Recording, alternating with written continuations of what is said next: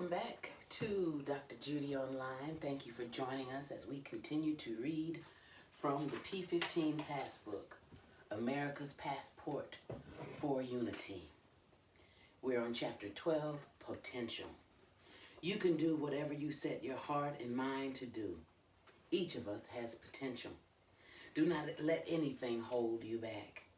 We all have struggles, insecurities, addictions, and or bad habits. But we all have potential. We just need to be diligent. Speak it, see it, say it, then do it. Whatever your dreams are, it takes work. We have to be diligent and work hard. Proverbs 12:24 says, "The hand of the diligent will rule, but the slack, lazy hand will be put to forced labor," or will always do what others mandate that they do, which means limited freedom and creative control. Yes, we have potential, but we have work. We have to work and be diligent. General Douglas MacArthur was diligent. He paid attention to detail and had a spirit of excellence. When the United States was caught by the attack on Pearl Harbor, America turned to MacArthur. He led the country through the war on the Pacific. He structured the peace accord that ended World War II in Tokyo Bay. MacArthur was ready when the Chinese invaded Korea with a brilliant amphibious landing, which is still being studied today. Be diligent in your business, education, personal plans, ministry, your marriage, your mission, and your parenting. I disengaged 2 lawyers, a guidance counselor, and some family members to rear our son and to keep him safe. One lawyer told me I needed to get a hobby. Disregarding a previous judge's safety order, one judge told me all kids are at risk. I did not receive that. The white male lawyer and white male judge in Mississippi did not understand a diligent, articulate, free black parent, and or they had to demystify the concept because of their confirmed biases. At that time, in 2005, slavery had not yet been abolished in Mississippi.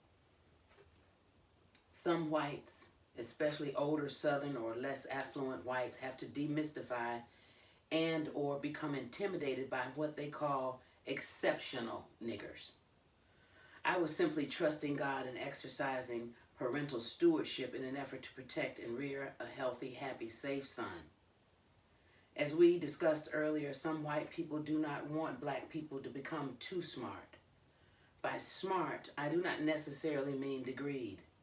I simply mean some want us to stay in our places and honor the stratification that has become part of the fabric of America, along with baseball and apple pie.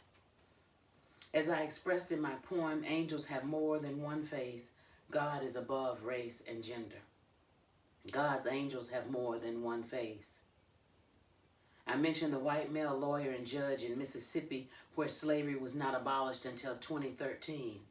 Love, justice, and reform in the criminal justice system is above race and gender. In 2008, when I had to deal with custody issues related to keeping our son safe, a white male lawyer who is now a family friend and the white male judge in Virginia treated me with the utmost respect. The judge went so far as to have concern about our child's emotional needs with regard to the proceedings. As black people, as women, as working people in America, justice should not be a crapshoot. We should not have to take a gamble on justice or wonder whether the police, district attorney, medical examiner, and or judge could possibly be biased in a position to blame black people or poor people for their station in life. A year or two later, 2009 or 2010, I had a white male judge who operated on his insecurities, ego, and confirmed biases when some uncivilized fans assaulted me. He was trying to impress his legal assistants, cater to black women who were in their places, i.e. non-degreed single mothers since preteen years, wearing nurse-maid servant uniforms in court, acting overly sexual and speaking improper English, the way he is conditioned to seeing black women, and he was only responding to the way he felt about himself. I believe he wanted to see some black women throw soda on another, just as some producers and advertisers do on television. I simply felt as these young ladies' families did not teach them how to act in public nonviolently. Perhaps if the family couldn't teach them, perhaps the government could. The young white male judge told me, "I hope you fit into this town." I am thankful that the City Council of Roanoke named me as a Star of the Star City and named April 5th as More Love Day. But I'm not trying to fit in. I am simply trying to bring more love, justice, unity, order, faith, justice, peace, and equality. In Mississippi, we have something called the Justice Court. On the streets, they call it the Jerry Springer Court. The court has a black elected judge who does not have a JD degree, and he or she presides over black-on-black drama.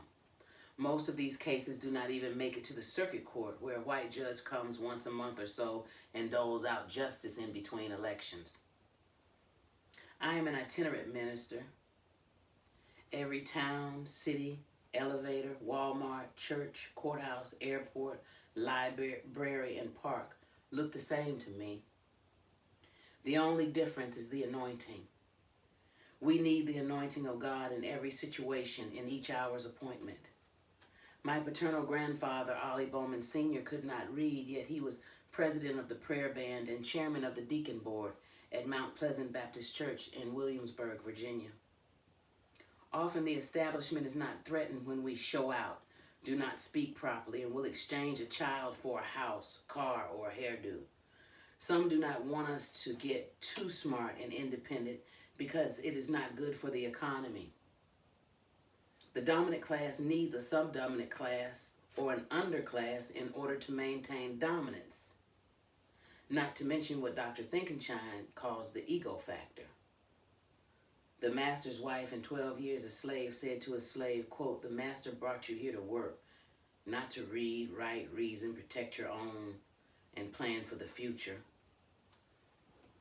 100 lashes. Once at a car repair shop in Mississippi, I ordered the car part online and took it to the shop. The white male owner was either intimidated that I even had the knowledge and internet access to order a part, or disappointed that he was unable to overcharge me for the part. At that time in 2006, neither the black school board chairman nor the black elections commissioner had a personal computer or internet access in their home. Also, as I mentioned, slavery was not abolished in Mississippi until 2013. In any case, he did not understand that we all want the same things in life: unity, order, faith, justice, peace, and equality. It was a horrible experience of racism and sexism in action.